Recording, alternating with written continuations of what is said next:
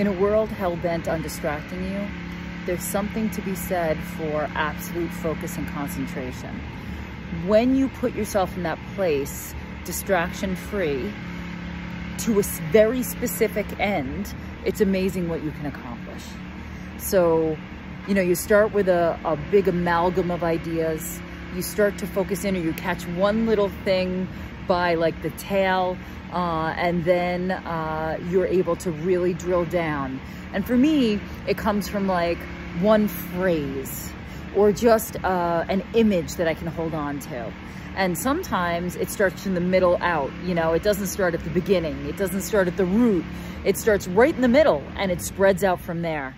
And however you get there, when you hold on to that with tenacity, and it takes time for it to start to flower, and then you tend to it and tend to it and tend to it, and you keep your consistency and you keep your attention on it.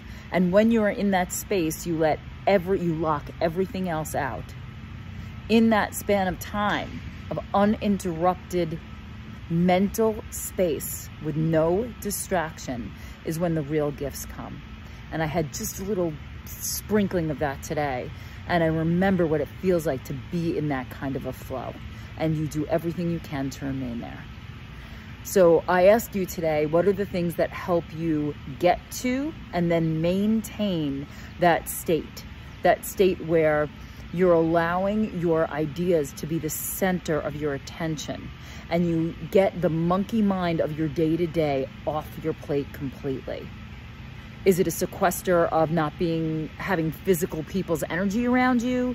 Is it a matter of just finding that one thing that sparks something in you where you can tunnel into it?